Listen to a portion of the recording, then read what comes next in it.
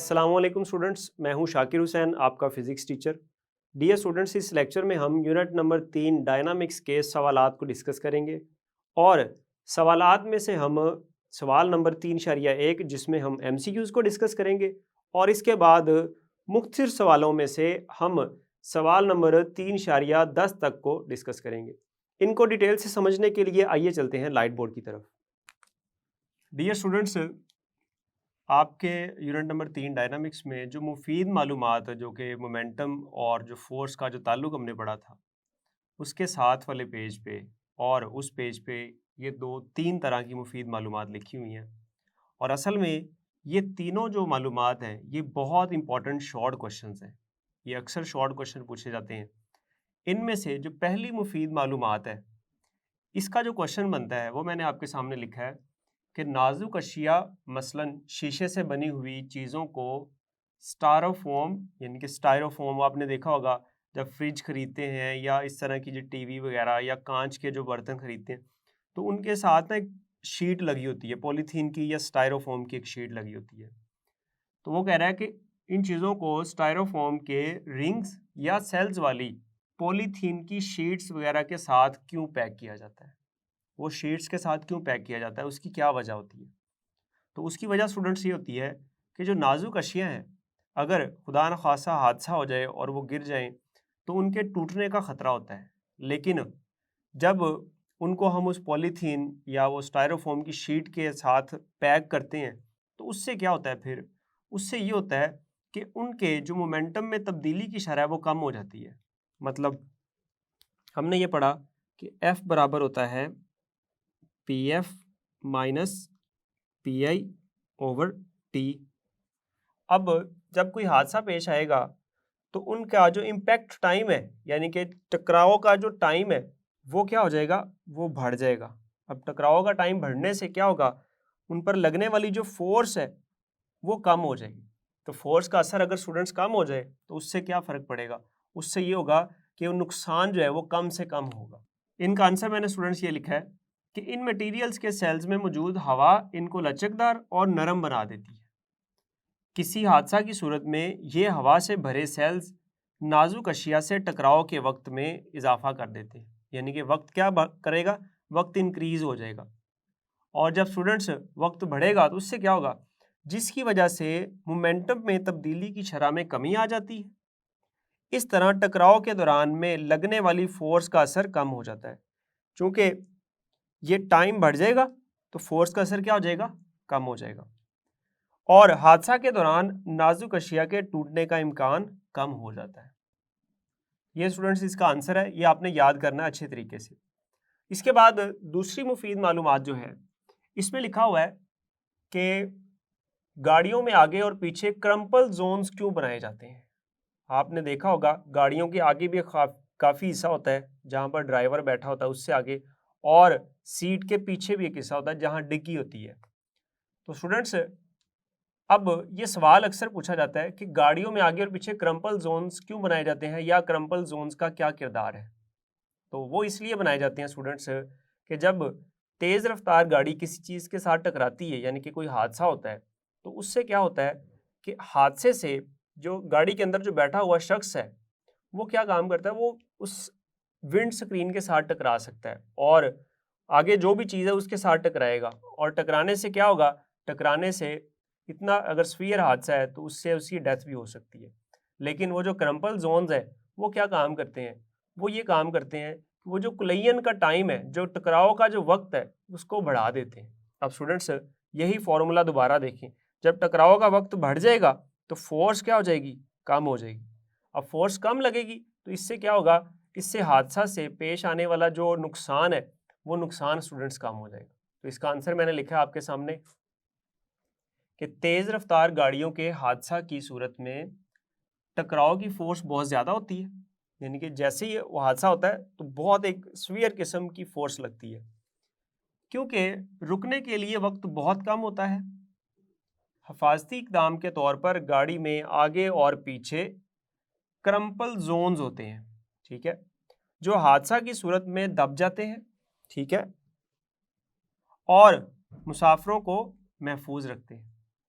Crumple Jones के दबने की वजह से टकराव के वक्त में इजाफा हो जाता है। ये देखिए स्टूडेंट्स, ये वक्त में क्या हो गया, इजाफा हो गया, जिसके नतीजा में टकराव की फोर्स का असर काफ़ी हद तक कम हो जाता है। तो यहाँ भी वही फॉर्मूला के हिसाब से कि वक्त बढ़ जाता है और टकराव की फोर्स का असर जो है वो क्या हो जाता है, कम हो जाता है, और इस तरह मुसाफिर खतरनाक हद तक जख्मी होने से बच जाते हैं। और ये स्टूडेंट्स, ये सवाल भी आपने याद करना है। और इसके बाद जो तीसरे नंबर पे मुफीद मालूमात है, जो कि सबसे अहम क्वेश्चन है इन तीनों में से, वो क्या है स्टूडेंट्स, वो ये है कि गाड़ियों में सीट बेल्ट्स का क्या किरदार है। जब आप फर्स्ट ईयर में जाएंगे तो वहाँ की फिजिक्स में भी आप देखेंगे कि सीट बेल्ट से रिलेटेड एक साइड इंफॉर्मेशन दी हुई है। वहाँ पर ये सवाल इस तरह से पूछा जाता है कि what is the role of seat belts, seat belt का क्या किरदार होता है। तो स्टूडेंट्स, सीट बेल्ट्स पे आप देखें कि जो सीट बेल्ट जब किसी ने पहना होता है तो जैसे ही कोई हादसा पेश आता है, तो हादसा पेश आने की सूरत में वो जो शख्स अपनी सीट पे बैठा हुआ है वो आगे की तरफ एक मोमेंटम के साथ, चूंकि वो हरकत कर रहा होता है, तो इनर्शिया की वजह से वो आगे टकराता है। और आगे टकरा किस चीज़ से वो टकरा सकता है, वो विंड स्क्रीन से टकरा सकता है। अगर वो पिछली सीट पे बैठा हुआ है तो वो आगे वाली सीट के साथ टकरा सकता है, या वो आगे खड़े हुए मुसाफिर के साथ टकरा सकता है। तो अब अगर उसने सीट बेल्ट बांधा हुआ है तो सीट बेल्ट बांधने से क्या होगा कि वो जो टकराव का जो वक्त है स्टूडेंट्स, वो बढ़ जाएगा, ठीक है। तो उसको इजाफी वक्त लगेगा आगे जाने में। वो जो सीट बेल्ट है वो उसको इजाफी वक्त लगाएगा आगे जाने में, और इससे क्या होगा, इससे ये होगा कि टकराव की जो फोर्स है वो कम पड़ जाएगी और हादसा जो है वो इतना खतरनाक नहीं रहेगा जितना कि हो सकता था। तो देखिएगा, इसका जवाब मैंने लिखा है, किसी हादसा की सूरत में अगर किसी आदमी ने गाड़ी चलाते हुए सीट बेल्ट नहीं पहनी हुई, ठीक है, तो वो इस वक्त तक अपनी हरकत को जारी रखेगा जब तक इसके सामने वाली कोई शय इसे रोक न दे। ये शय विंड स्क्रीन, कोई दूसरा मुसाफिर, या इसके सामने वाली सीट की पिछली साइड हो सकती है। सीट बेल्ट दो तरह से कारआमद होते हैं, इनके दो फायदे हैं स्टूडेंट्स। पहला फायदा क्या है, ये सीट बेल्ट पहने हुए आदमी को बैरूनी फोर्स मुहैया करते हैं, ठीक है। ये एक्स्ट्रा फोर्स चाहिए होती है उस शख्स को आगे ले जाने के लिए, यानी कि ये उनको रोकते हैं, ठीक है। रोकने वाली भी तो एक फोर्स होती है ना। और दूसरा क्या है स्टूडेंट इसका, कि सीट बेल्ट को खींचने के लिए इजाफी वक्त दरकार होता है। इससे मोमेंटम में तब्दीली का वक्त बढ़ जाता है और तसादुम का असर कम हो जाता है, यानी कि फोर्स कम लगती है फिर। अब इसके बाद स्टूडेंट्स एक मिसाल हमने करनी है, मिसाल नंबर 3.7, तो उसको करते हैं। तो बात करते हैं स्टूडेंट्स मुख्तसर सवालात की। तो इसमें जो पहला सवाल है, सवाल नंबर 3.2, इसमें आपसे कहा जा रहा है मंदरजे ज़ैल की तारीफ बयान करें, फोर्स की, इनर्शिया की, मोमेंटम की, फोर्स ऑफ फ्रिक्शन की और सेंट्रीपिटल फोर्स की। इन तमाम चीज़ों की हमने डेफिनेशन ऑलरेडी भी कर रखी हुई है और यहाँ पर इसको हम दोबारा डिस्कस कर लेते हैं। तो सबसे पहले बात करते हैं हम फोर्स की, कि फोर्स क्या होती है।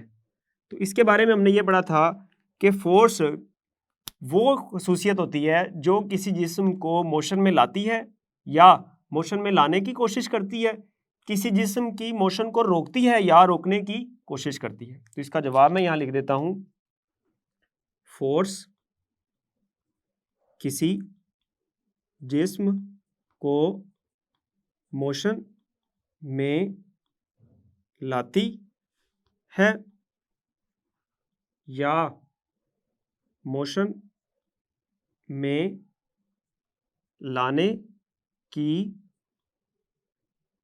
कोशिश करती है। और दूसरी बात, ये किसी जिस्म की मोशन को रोकती है या रोकने की कोशिश करती है। तो ये हमने डेफिनेशन पढ़ी थी। जैसे हमने ये देखा था कि अगर कोई शख्स दीवार पर फोर्स लगाए तो वो उसको धकेलने की कोशिश कर रहा है, फोर्स तो लगा रहा है लेकिन वो मोशन में नहीं आ रही है, अलग बात है, ठीक है। एक रेडी वाला रेडी को धकेल रहा है तो वो फोर्स जो है जो उस पर लगा रहा है रेडी पर, वो उसको मोशन में ला रही है।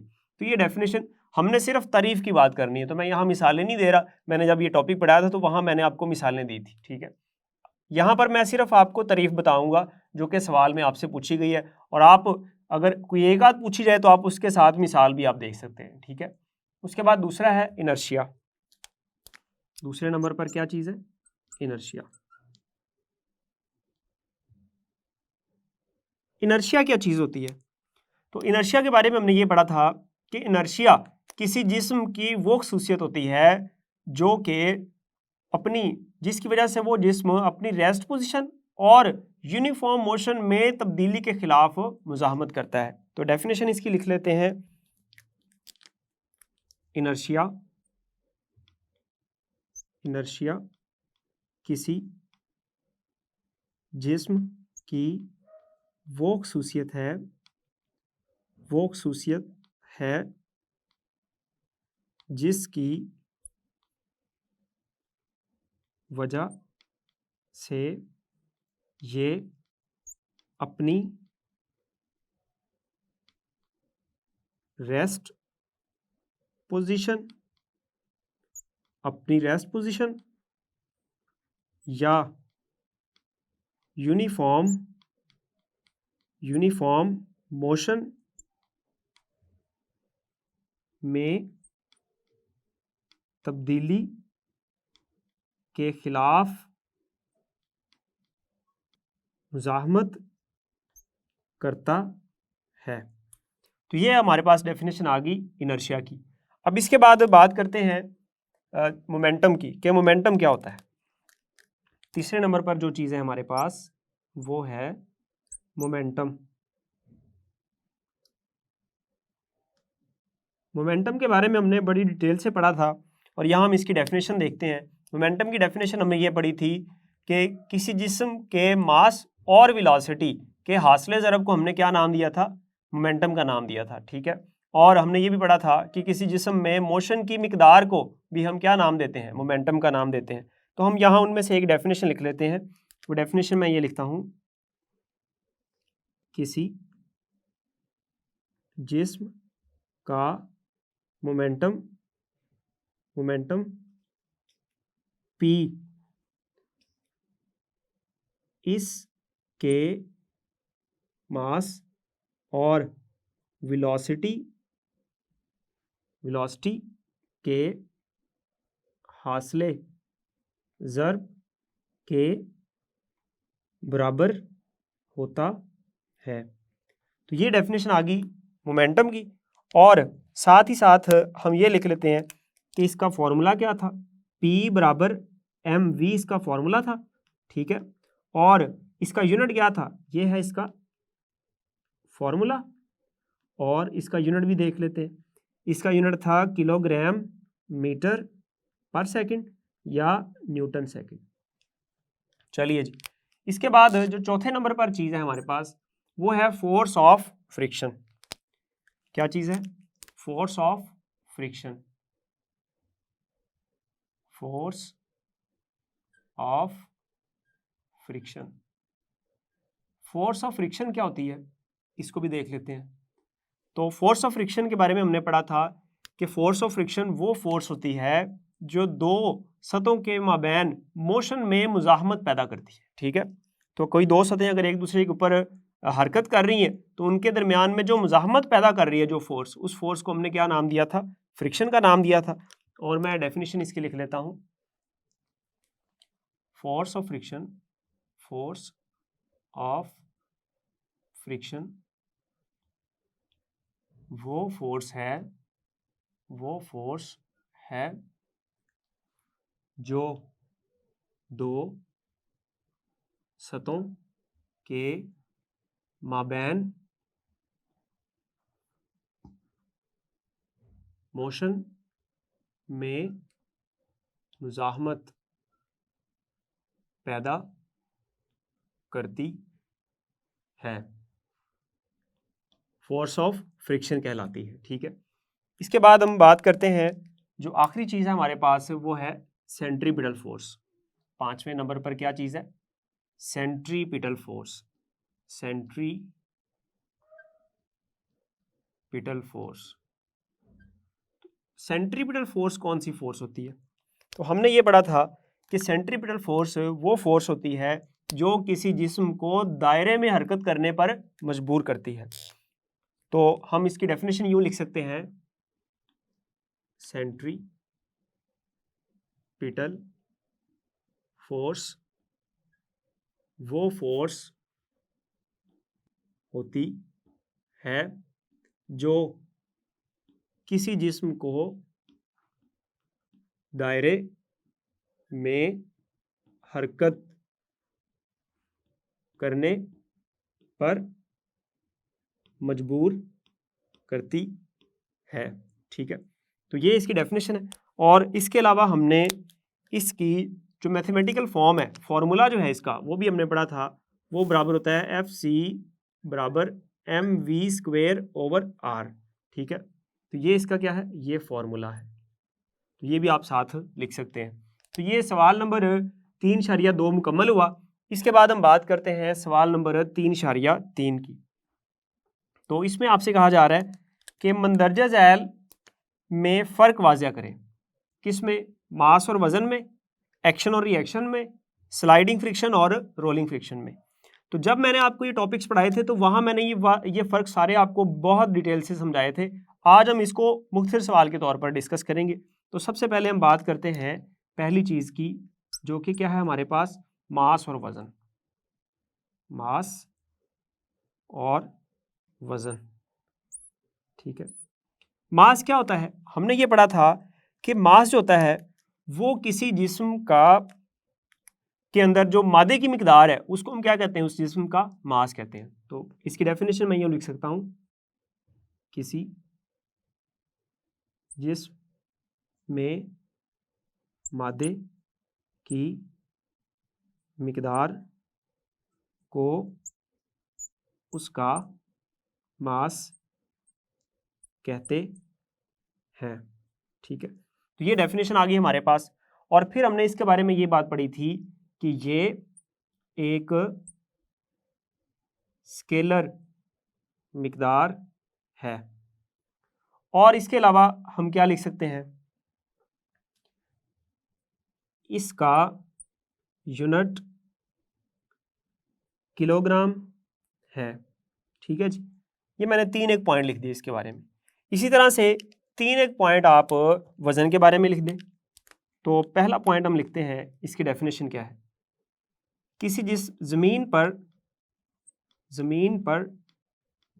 किसी जिस्म का वज़न क्या होता है? हमने ये पढ़ा था कि ज़मीन पर किसी जिस्म का वज़न उस पर अमल करने वाली ज़मीन की ग्रेविटेशनल फोर्स ही होती है। ठीक है, तो ज़मीन पर किसी जिस्म का वज़न उस पर अमल करने वाली ग्रेविटेशनल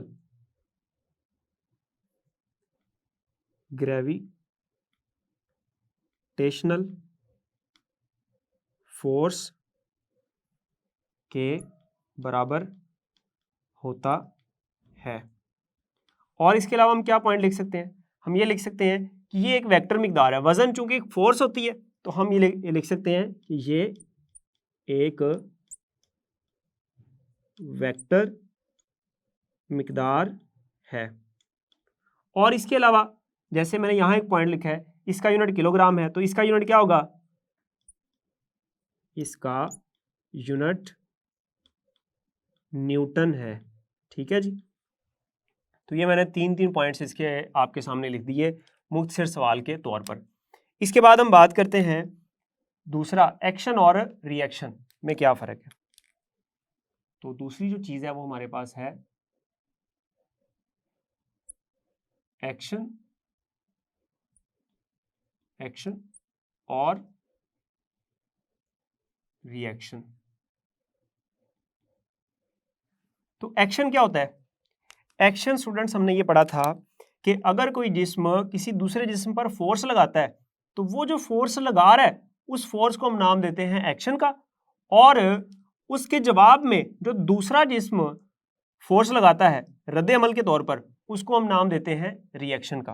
तो यहां मैं इसको यूं लिख सकता हूं कि किसी जिस्म पर लगाई गई फोर्स एक्शन कहलाती है, एक्शन कहलाती है। और इस तरह से अगर मैं रिएक्शन की डेफिनेशन करना चाहूं तो मैं यूं कर सकता हूं कि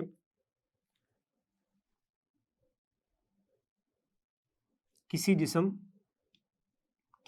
जिस्म पर लगाई गई फोर्स के जवाब में पैदा होने वाले रद्द-ए-अमल को रिएक्शन कहते हैं, रिएक्शन कहते हैं। तो ये हमारे पास रिएक्शन की डेफिनेशन होगी। अब इसकी मिसाल, इन दोनों की इकट्ठी एक मिसाल मैं लिख देता हूं। वो मिसाल क्या होगी कि फर्ज करें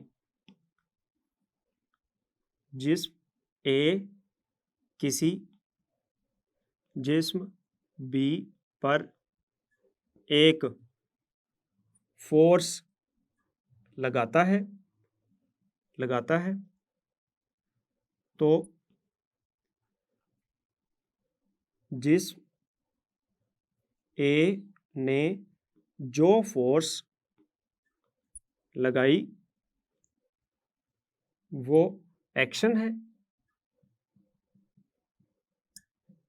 और रद्द-ए-अमल के तौर पर जिस्म बी ने जिस्म ए पर जो फोर्स लगाई वो रिएक्शन है। तो ये इसकी एक कॉमन एग्जांपल है दोनों की इकट्ठी, ठीक है। इसके बाद जो आखिरी चीज़ है हमारे पास वो है स्लाइडिंग फ्रिक्शन और रोलिंग फ्रिक्शन। तो बात करते हैं स्लाइडिंग फ्रिक्शन की और रोलिंग फ्रिक्शन की। स्लाइडिंग फ्रिक्शन और रोलिंग फ्रिक्शन। तो हम ये देखते हैं कि स्लाइडिंग फ्रिक्शन क्या होती है और रोलिंग फ्रिक्शन क्या होती है। तो डियर स्टूडेंट्स, बात ये है कि अगर कोई जिस्म दूसरे जिस्म के ऊपर स्लाइड कर रहा होगा, किसी दूसरी सतह के ऊपर स्लाइड कर रहा होगा, तो वो जो जिस्म दूसरी सतह पर स्लाइड कर रहा है उस जिस्म की सतह और वो जिस सतह पर स्लाइड कर रहा है उन दोनों के मबैन जो फोर्स अमल कर रही है उसको हम कहते हैं स्लाइडिंग फ्रिक्शन, ठीक है। तो इसकी डेफिनेशन फिर कुछ यूं लिखी जा सकती है कि स्लाइड करने वाले जिस्म और जिस सतह पर ये स्लाइड कर रहा हो के माबैन अमल करने वाली फोर्स स्लाइडिंग फ्रिक्शन कहलाती है। तो ये हमारे पास डेफिनेशन आ गई स्लाइडिंग फ्रिक्शन की। और एक और पॉइंट जो हम ये लिख सकते हैं कि जो स्लाइडिंग फ्रिक्शन है वो रोलिंग फ्रिक्शन से हमेशा ज़्यादा होती है, ठीक है। तो हम ये लिख सकते हैं स्लाइडिंग फ्रिक्शन रोलिंग फ्रिक्शन से बहुत ज़्यादा होती है। तो ये स्टूडेंट्स डेफिनेशन आ गई स्लाइडिंग फ्रिक्शन की और एक हमने पॉइंट लिख दिया इजाफी तौर पर। अब हम बात करते हैं रोलिंग फ्रिक्शन क्या है। तो रोलिंग फ्रिक्शन की डेफिनेशन बिल्कुल स्लाइडिंग फ्रिक्शन से लेकर आपने लिख देनी है। कैसे? जैसे लिखा था स्लाइड करने वाले जिस्म, यहां आप लिखेंगे रोल करने वाले जिस्म, और जिस सतह पर ये रोल कर रहा हो, और जिस सतह पर ये रोल कर रहा हो के माबैन अमल करने वाली फोर्स को रोलिंग फ्रिक्शन कहते हैं। ठीक है जी। अब इसके लिए जो हम एक और पॉइंट लिख सकते हैं इजाफी तौर पर, वो ये है कि रोलिंग फ्रिक्शन स्लाइडिंग फ्रिक्शन से हमेशा कम होती है। ठीक है, रोलिंग फ्रिक्शन स्लाइडिंग फ्रिक्शन से बहुत कम होती है।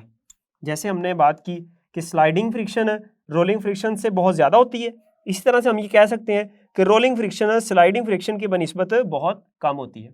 तो ये हमारे पास जो सवाल नंबर 3.3 था ये मुकम्मल हुआ। अब इसके बाद हम बात करते हैं सवाल नंबर 3.4 की। तो 3.4 को डिस्कस करने के लिए मुझे बोर्ड को रेज करना पड़ेगा। तो डियर स्टूडेंट्स, बात करते हैं सवालात की, जो कि यूनिट नंबर 3 डायनामिक्स से रिलेटेड है। इसमें से सबसे पहले हम एमसीक्यूज को डिस्कस करते हैं। तो सवाल नंबर 3.1 है आपके सामने। दिए गए मुमकिना जवाबात में से दुरुस्त जवाब के गिर्द दायरा लगाइए। पहला सवाल है, मंदरजे झैल में से किसकी गैर मौजूदगी में न्यूटन के मोशन के पहले कानून मोशन का इतलाक होता है। ठीक है, तो किसकी गैर मौजूदगी में न्यूटन का जो पहला जो मोशन का कानून है वो उसका इतलाक हो सकता है? तो इसका जवाब है फोर्स, नेट फोर्स, फ्रिक्शन या मोमेंटम। तो इसके लिए आपको न्यूटन का मोशन का जो पहला कानून है वो याद होना चाहिए, जिसमें हमने ये पढ़ा था कि अगर कोई जिस्म रेस्ट में है तो वो रेस्ट में रहेगा, और अगर कोई जिस्म यूनिफॉर्म वेलोसिटी से हरकत कर रहा है तो वो अपनी मोशन को जारी रखेगा। कब तक? जब तक उस पर कोई नेट फोर्स अमल ना करे। तो यहाँ बात होती है नेट फोर्स की। तो जो दुरुस्त जवाब होगा वो क्या होगा? बी, यानी कि नेट फोर्स। दूसरा सवाल है, मंदरजे झैल में से इनर्शिया का इन्हिसार किस पर है? अगर आपको टॉपिक याद है तो हमने ये पढ़ा था कि जो जिस्म हल्का होता है, ठीक है, उसको मोशन में लाना भी आसान है और उसको रोकना भी आसान है, और जो जिस्म भारी होता है, जिसका मास यानी कि ज़्यादा होता है, उसको मोशन में लाना भी मुश्किल है और उसको रोकना भी मुश्किल है। यानी कि वो जो अपनी हालत है उसके खिलाफ ज़्यादा मुज़ाहमत करता है, और इस मुज़ाहमत को, इस ज़िद को हमने क्या नाम दिया था? इनर्शिया का नाम दिया था। तो इसका मतलब ये है कि जो इनर्शिया है वो किस पर डिपेंड करता है? क्या फोर्स पर डिपेंड करता है, नेट फोर्स पर, मास पर, या वेलोसिटी पर? तो इसका दुरुस्त जवाब होगा मास पर डिपेंड करता है। ठीक है, उसके बाद सवाल नंबर 3 की बात करते हैं। एक लड़का चलती हुई बस में से छलांग लगाता है, इसके किस तरफ गिरने का खतरा है? देखिए, एक लड़का है वो चलती हुई बस से छलांग लगाता है, तो किस तरफ गिरने का खतरा होगा? चूंकि हमने इनर्शिया का टॉपिक पढ़ा हुआ है और उसमें हमने ये देखा है कि हर जो जिस्म है वो अपनी रेस्ट की हालत को, या अगर वो मोशन में है तो अपनी मोशन की हालत को मेंटेन रखना चाहता है। ठीक है, अब ये जिस्म यानी कि जो लड़का है वो बस के अंदर बैठा है और बस चल रही है। तो जब ये लड़का बस से छलांग लगाएगा तो चूंकि इसका जिस्म जो है वो बस के साथ मोशन में था, जिस तरफ यानी कि बस जा रही थी उसी सिमत में ये भी फिर क्या करेगा? अपनी मोशन को जारी रखना चाहेगा। ठीक है, यानी कि उस इनर्शिया की वजह से। तो इसका दुरुस्त जवाब क्या होगा फिर?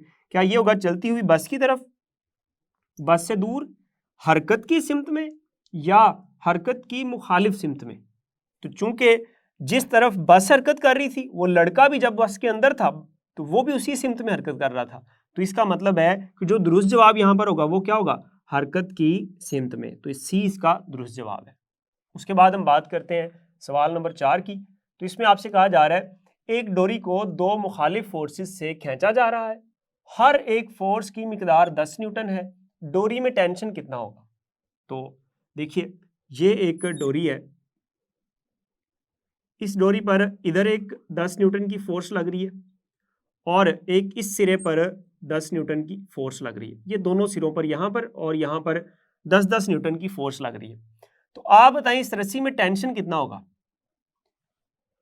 इसमें टेंशन जो है वो 0 होगा, 5 न्यूटन होगा, 10 न्यूटन होगा या 20 न्यूटन होगा। आपने जवाब देना क्या होगा। तो अब इसमें जो टेंशन होगा स्टूडेंट्स वो 10 न्यूटन होगा। अब 10 न्यूटन क्यों होगा, कैसे होगा, देखिए फर्ज कर लेते हैं कि इस डोरी पर सिर्फ एक फोर्स लग रही है 10 न्यूटन एक तरफ, तो क्या इसमें टेंशन आ सकता है? बिल्कुल भी नहीं आ सकता। डोरी में टेंशन तब ही आता है जब इसके दोनों सिरों पर फोर्सेस लगें, ठीक है, मुखालिफ सिमत में, ठीक है। तो अब ये देखें दोनों सिरों पर मुखालिफ सिमत में फोर्स लग रही है, तो जिसकी वजह से ये जो रस्सी है ये इसमें तनाव है, इसमें टेंशन है, और वो टेंशन कितना होगा, जितनी फोर्सेस लग रही होंगी। जैसे हमने जब वो सेब वाली मिसाल पढ़ी थी कि एक सेब को हमने एक रस्सी के साथ लटकाया हुआ है, तो इसका वेट नीचे की तरफ है और टेंशन किधर है, ऊपर की तरफ। तो इसमें टेंशन कितनी थी, जितना इसका वजन था। अब यहाँ जिस हुक के साथ इसको बांधा हुआ है वो इस पर ऊपर की तरफ फोर्स लगा रहा है और ये सेब जो है इसका वजन नीचे की तरफ। तो इसमें जो टेंशन टी है वो उतना ही है जितनी कोई एक फोर्स है, चाहे ऊपर की तरफ इस हुक की वजह से जो लग रही फोर्स और या नीचे की तरफ जो वजन है। तो असल में इस पर जो फोर्स अमल करेगी वो 10 न्यूटन ही होगी। तो इसका जो दुरुस्त जवाब है वो ये सी होगा, 10 न्यूटन। इसके बाद 5वां सवाल है कि एक जिस्म का मास एक्सेलरेट करने पर कम हो जाता है, एक्सेलरेट करने पर ज्यादा हो जाता है, तेज वेलोसिटी से चलने पर कम हो जाता है, या इनमें से कोई भी नहीं।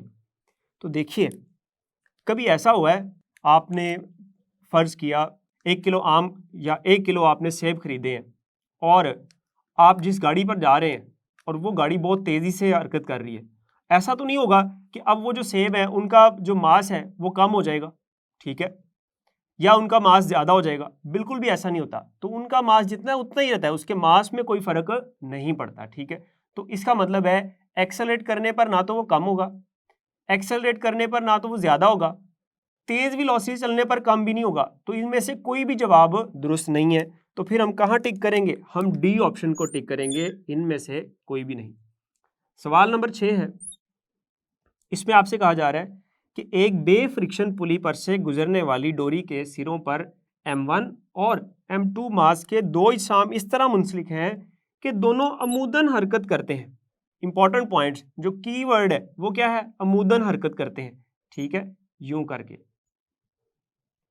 ये ऐसे, ठीक है। यहाँ पर कोई पुली है जिसके ऊपर एक रस्सी है और यहाँ दो मासीज हैं M1 और M2, ठीक है। तो ये अमूदन हरकत करते हैं। तो आप इन इज्साम का एक्सेलरेशन बताएं क्या होगा। इन इज्साम का acceleration M1 cross M2 over M1 plus M2 into g होगा, या b option M1 minus M2 over M1 plus M2 into g होगा, या सी ऑप्शन M1 जमा M2 over M1 minus M2 into g होगा, या D option 2M1 M2 over M1 जमा M2 into g होगा। तो इसके लिए आपने जब ये टॉपिक पढ़ा था तो वो टॉपिक आपको याद होना चाहिए, उसमें हमने एक्सेलरेशन का फॉर्मूला निकाला था और वो जो फॉर्मूला आया था एक्सेलरेशन मालूम करने का वो था हमारे पास बी ऑप्शन, ए बराबर था M1 minus M2 over M1 जमा M2 इंटू जी, ठीक है। उसके बाद है सवाल नंबर 7, मंदरजे झैल में से मोमेंटम का यूनिट है। मोमेंटम का यूनिट क्या होता है, आपने पढ़ा हुआ है, मोमेंटम का यूनिट होता है किलोग्राम मीटर पर सेकंड, या एक और हमने पढ़ा था न्यूटन सेकंड, और ये बराबर न्यूटन सेकंड के होता है। तो इनमें से बताइए, या न्यूटन मीटर होता है, किलोग्राम मीटर पर सेकंड स्क्वायर होता है, न्यूटन सेकंड होता है, या न्यूटन पर सेकंड। तो दुरुस्त जवाब इसका क्या होगा, चार्ली, न्यूटन सेकंड होगा। सवाल नंबर 8 की बात करते हैं।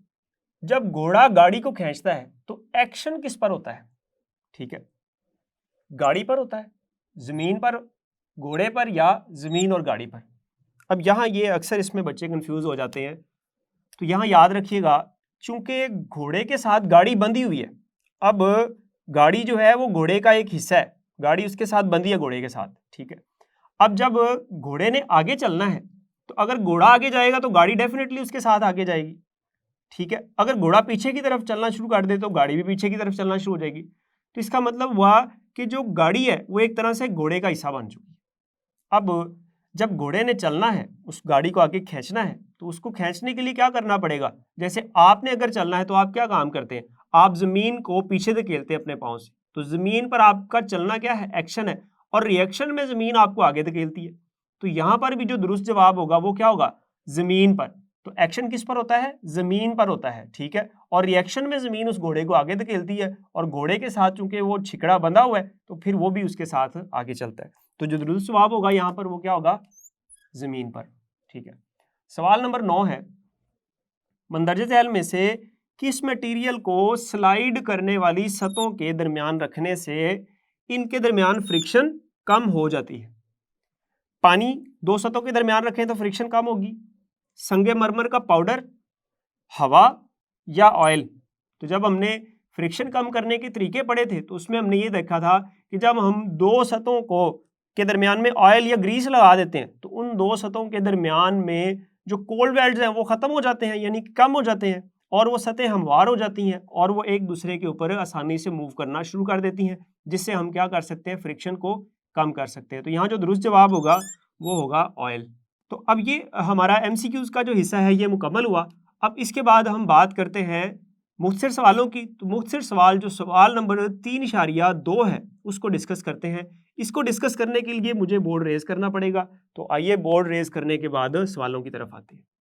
मिसाल नंबर 3.7 है स्टूडेंट्स, एक 20 ग्राम मास की गोली की वेलोसिटी बंदूक की नाली से निकलते वक्त 100 मीटर पर सेकंड है। बंदूक के रिकॉयल की वेलोसिटी मालूम करें जबकि इसका मास 5 किलोग्राम है। आपको जो गोली दी गई है स्टूडेंट्स उसका मास कितना है? 20 ग्राम, और वो कितनी वेलोसिटी से निकलती है? जैसे ही फायर किया जाता है वो 100 मीटर पर सेकंड की वेलोसिटी से निकलती है, और बंदूक का मास कितना है? वो है 5 किलोग्राम। और आपने मालूम क्या करना है कि बंदूक कितनी वेलोसिटी से रिकॉयल करेगी, पीछे कितनी वेलोसिटी से झटका खाएगी। तो सबसे पहले हम देखते हैं कि हमें यहाँ मालूम क्या है।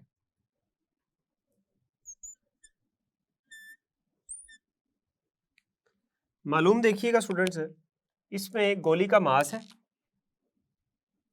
गोली का मास वो कितना है स्टूडेंट्स? वो है 20 ग्राम। और अगर आपको याद हो गोली के मास को हम स्मॉल m से जाहिर करते थे जब हमने मोमेंटम के कंजर्वेशन का कानून पढ़ा था, और उसमें हमने बंदूक और गोली वाला जो एक कॉन्सेप्ट डिस्कस किया था उसमें हमने गोली के मास को स्मॉल m यानी कि छोटे m से जाहिर किया था। तो यहाँ भी हम इसको छोटे m से जाहिर करेंगे, लेकिन यहाँ एक मसला है, वो ये है कि इसका मास ग्राम में दिया हुआ है, लेकिन मास का जो SI यूनिट है वो किलोग्राम है। तो पहले हम इसको किलोग्राम में कन्वर्ट करेंगे। तो किलोग्राम में तब्दील करने के लिए क्या करें? इसको 1000 से तकसीम कर दें, तो ये आ जाएगा स्टूडेंट्स 20/1000। जब इसको तकसीम किया तो ये आ जाएगा 0.02 किलोग्राम। ये आ गया गोली का मास किलोग्राम में। अब उसके बाद हमें क्या दिया हुआ है? गोली की वेलोसिटी, वो हम स्मॉल v लिखते हैं, छोटा v, और वो कितनी है? वो है 100 मीटर पर सेकंड। और इसके अलावा हमें क्या दिया हुआ है? और हमें दिया हुआ है बंदूक का मास। बंदूक का मास कितना है स्टूडेंट्स? बंदूक का मास इसको हम कैपिटल M से लिखते हैं, और ये कितना है? ये है 5 किलोग्राम। 5 किलोग्राम की वो बंदूक है। और हमने मालूम क्या करना है, यानी कि मतलूब क्या है हमें स्टूडेंट्स? मतलूब है रिकॉयल की वेलोसिटी, और रिकॉयल की वेलोसिटी को अगर आपको याद हो हम कैपिटल V से लिखते थे, ये मैं कैपिटल V लगा रहा हूँ। तो ये हमने मालूम करना है। अब इसको हल करते हैं।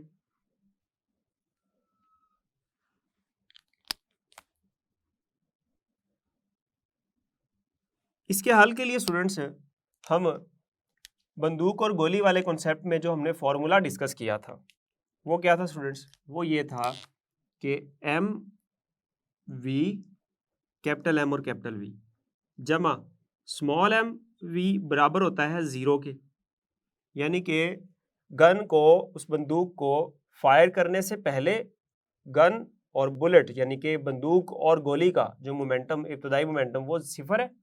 और जैसे ही आपने उस गोली को फायर किया तो उसका मोमेंटम, गोली का मोमेंटम हो गया mv, और बंदूक ने भी पीछे झटका खाया तो उसका मोमेंटम हो गया कैपिटल mv, और इन दोनों का सम यानी कि मजमुआ ये होगा बंदूक और गोली का आखिरी मोमेंटम। तो ये दोनों बराबर थे। यहाँ से हमने ये v मालूम करना है।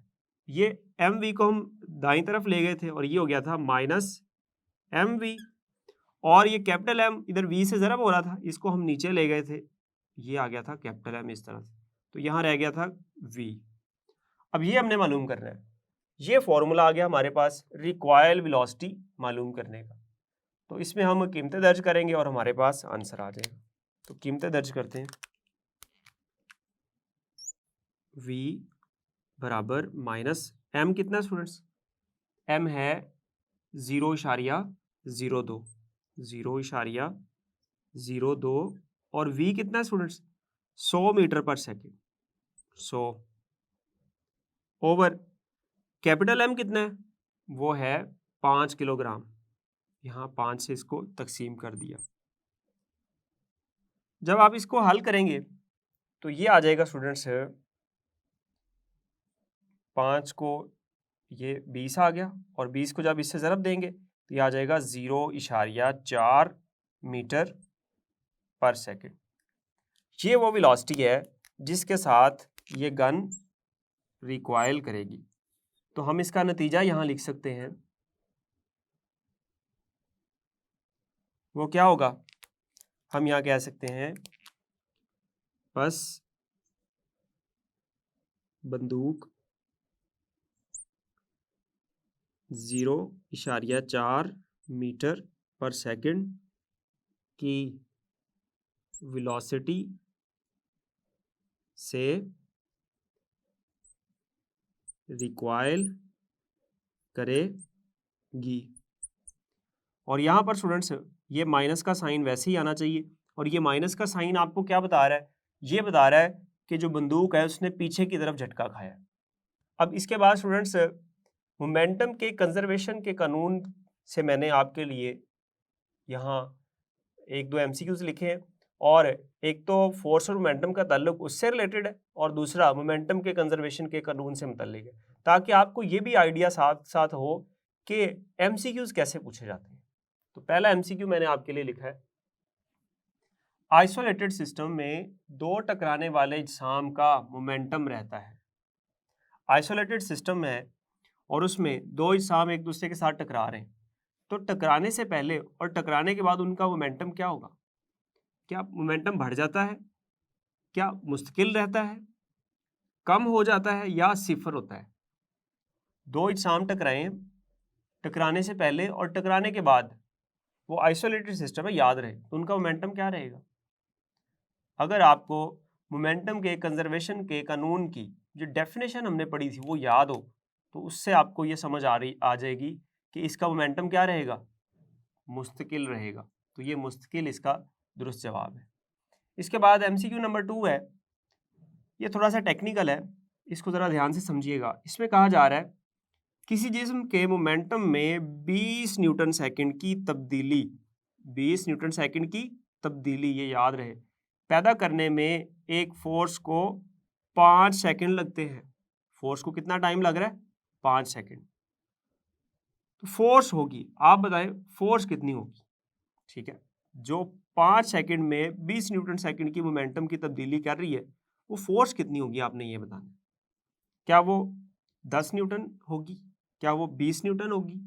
क्या वो 4 न्यूटन होगी? या वो 5 न्यूटन होगी? इसको ज़रा आप हल कीजिए, और फॉर्मूला कौन सा लगाएंगे?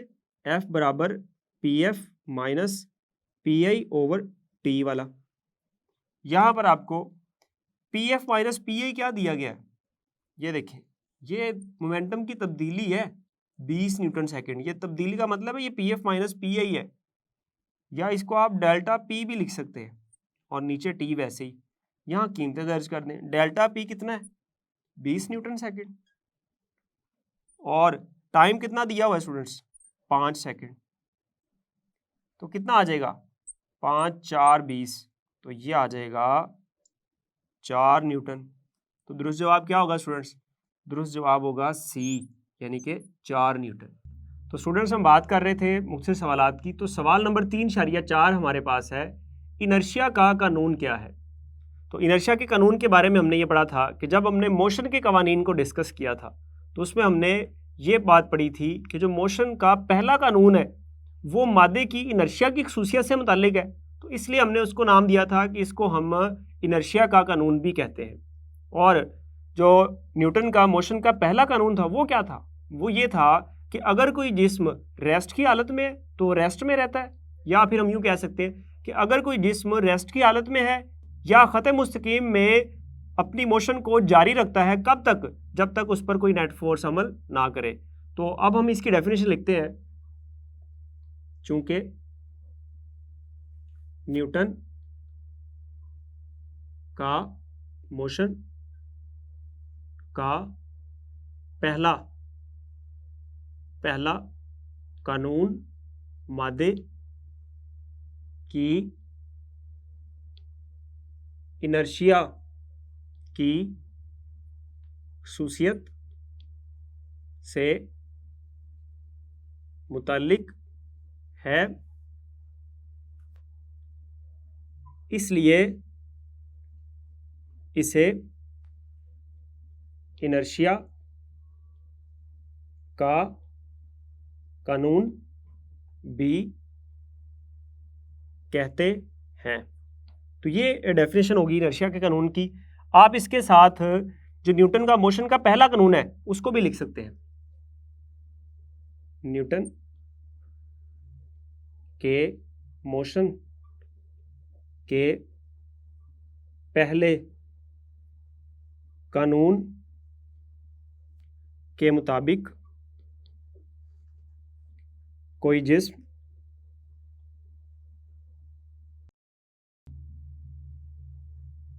अपनी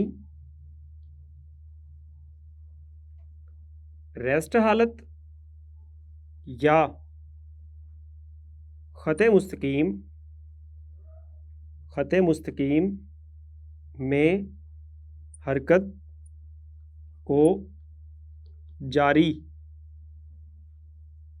रखता है, बशर्ते ये कि इस पर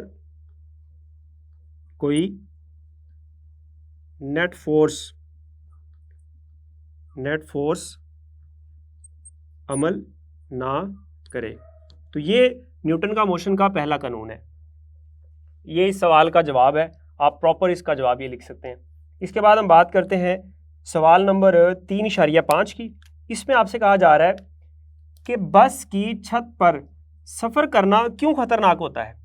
कुछ लोग बस की छत पर सफ़र करते हैं, तो चूँकि बस की छत पर सफ़र करना एक ख़तरनाक काम है, और ये क्यों ख़तरनाक काम है, इसकी वजह ये है कि जब बस एक मोड़ काटती है, शार्प टर्न लेती है, तो मोड़ काटने से क्या होता है, बस तो एक तरफ मुड़ गई, लेकिन जो उसकी छत पे बैठे हुए मुसाफिर हैं वो क्या काम करते हैं, चूँकि इनर्शिया की वजह से वो अपनी हरकत को सीधा स्ट्रेट लाइन में यानी कि ख़त मुस्तकीम में जारी रखना चाहते हैं, तो वो सीधी तरफ यानी कि जिस तरफ बस पहले जा रही थी उस सिमत में गिरने लगते हैं।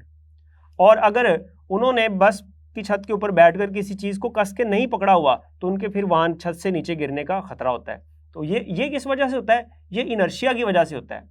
असल में होता है क्या है, उनका जो निचला हिस्सा है वो तो बस की छत के साथ अटैच होता है यानी कि मुंसलिक होता है, लेकिन जो ऊपर वाला हिस्सा है वो बाहर की तरफ गिरने लगता है। ठीक है, तो ये एक ख़तरनाक काम है। तो इसका जवाब मैंने आपके सामने लिखा है, जब एक बस तेज़ी से मोड़ काटती है तो मुसाफिर बाहर की तरफ गिरने लगते हैं। इनर्शिया की वजह से इनके जिस्म सीधी लाइन में अपनी हरकत जारी रखना चाहते हैं, इसलिए इनके जिस्म का ऊपर वाला हिस्सा बस के मोड़ के मुखालिफ सिमत में झुक जाता है। तो ये इसका जवाब है कि बस की छत पर सफ़र करना क्यों ख़तरनाक होता है। अब इसके बाद है सवाल नंबर 3.6। इसमें आपसे पूछा गया है कि जब एक बस मोड़ काटती है तो इसमें मौजूद मुसाफिर बाहर की तरफ क्यों झुक जाते हैं? अब इसका जवाब क्या है? जैसे सवाल नंबर 3.5 आपने देखा, तो सवाल नंबर 3.6 का जो जवाब है वो भी वही है, by one get one free. ठीक है, तो इसका जवाब आप क्या लिख सकते हैं? इसका जवाब भी बिल्कुल आप यही लिख सकते हैं कि जब एक बस तेज़ी से मोड़ काटती है तो मुसाफिर बाहर की तरफ गिरने लगते हैं। इनर्शिया की वजह से इनके जिस्म सीधी लाइन में अपनी हरकत जारी रखना चाहते हैं, इसलिए इनके जिस्म का ऊपर वाला हिस्सा बस के मोड़ के मुखालिफ सिमत में झुक जाता है। तो यही बात इसने पूछी है कि जब एक बस मोड़ काटती है तो इसमें मौजूद मुसाफिर बाहर की तरफ क्यों झुक जाते हैं। ठीक है, अब बात करते हैं सवाल नंबर 3.7 की। इसमें आपसे कहा जा रहा है कि आप किस तरह फोर्स का ताल्लुक मोमेंटम की तब्दीली से कर सकते हैं। तो स्टूडेंट्स, असल बात यह है कि ये जो क्वेश्चन है ये एक लॉन्ग क्वेश्चन है, जिसको हमने यूं पढ़ा था कि फोर्स और मोमेंटम। तो फोर्स और मोमेंटम में हमने ताल्लुक बयान किया था और उसकी डेफिनेशन मैं यहाँ लिखूंगा और उसकी जो मैथमेटिकल फॉर्म है वो यहाँ लिखूंगा। और असल में अगर आपने असलन इसका जवाब देखना है तो फिर आपको फोर्स और मोमेंटम वाला टॉपिक देखना पड़ेगा, वो पूरा एक कंप्लीट इसका जवाब है जो कि एक लॉन्ग क्वेश्चन है।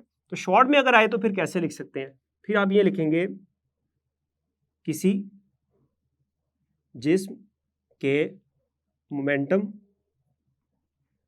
में तब्दीली की शरह उस पर लगाई गई फोर्स के बराबर होती है। तो ये डेफिनेशन है फोर्स और मोमेंटम के दरमियान में ताल्लुक की। और ये जो फॉर्मूला है अगर आप वो लिखना चाहें तो वो ये था, F बराबर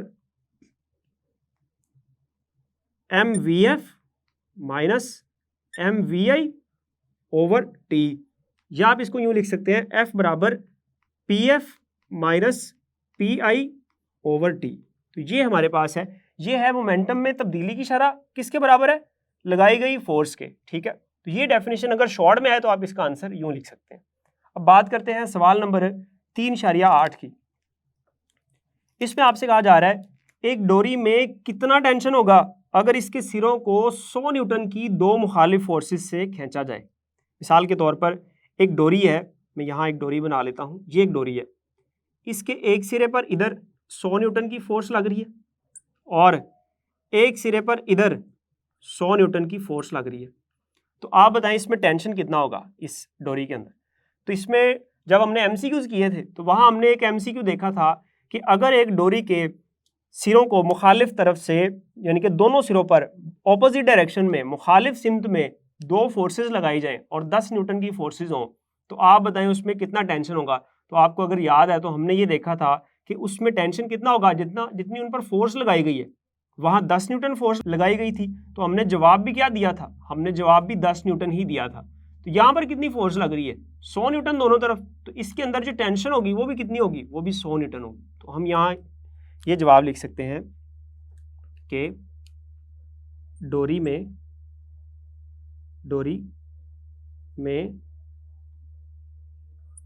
टेंशन 100 न्यूटन होगा कब?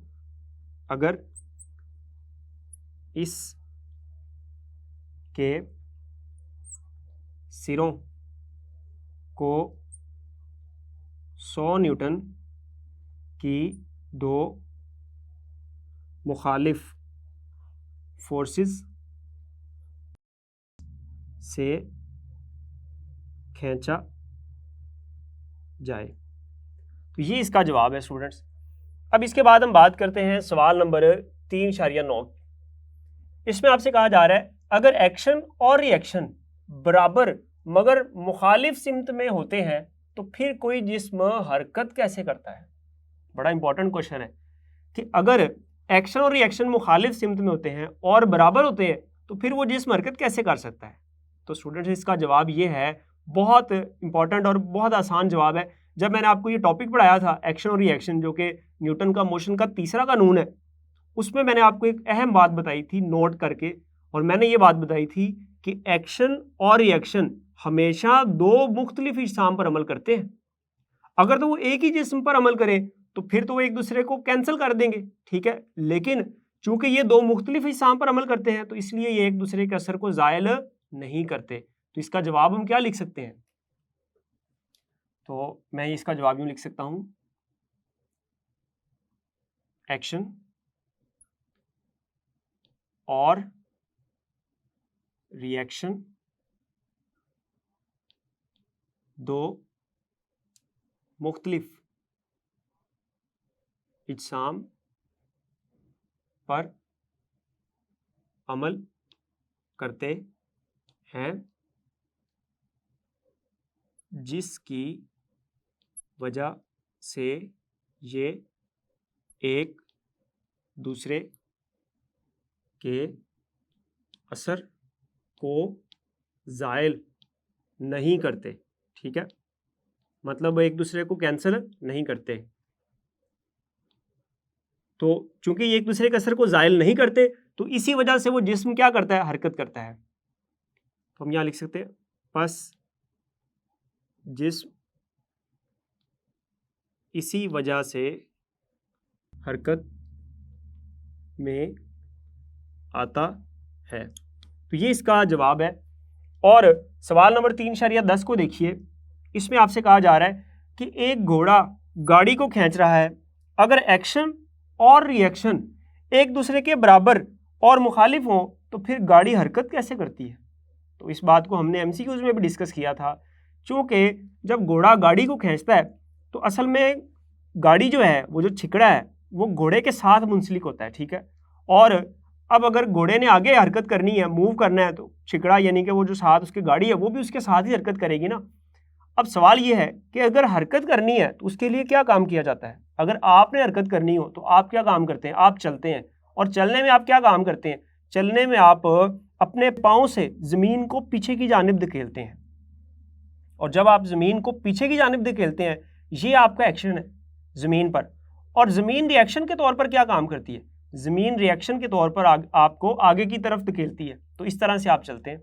और यही काम बिल्कुल इस घोड़े और गाड़ी के साथ भी होता है कि चूंकि एक्शन और रिएक्शन बराबर है और मुखालिफ सिमत में भी है, लेकिन चूंकि ये दो मुख्तलिफ इजसाम पर लग रहे हैं, जैसे हमने अभी पढ़ा, तो इसलिए वो जो घोड़ा है और गाड़ी है वो हरकत करते हैं। तो इसका जवाब मैंने आपके सामने लिखा है, घोड़ा अपने पाँव के ज़रिए रोड पर एक्शन की फोर्स लगाता है और रोड इसके जवाब में घोड़े पर रिएक्शन की फोर्स लगाता है, जिसकी वजह से छिकड़ा जो कि घोड़ा खींच रहा होता है वो भी हरकत करता है। यहाँ एक्शन और रिएक्शन दो मुख्तलिफ इजसाम पर अमल करते हैं। ये बड़ा अहम पॉइंट है। तो डियर स्टूडेंट्स, इस लेक्चर में हमने मुख्तसर सवाल नंबर 3.10 तक को डिस्कस किया और उम्मीद करता हूँ कि आपको ये लेक्चर समझ आया होगा। अगले लेक्चर में जल्द मिलेंगे, तब तक के लिए अल्लाह हाफिज़।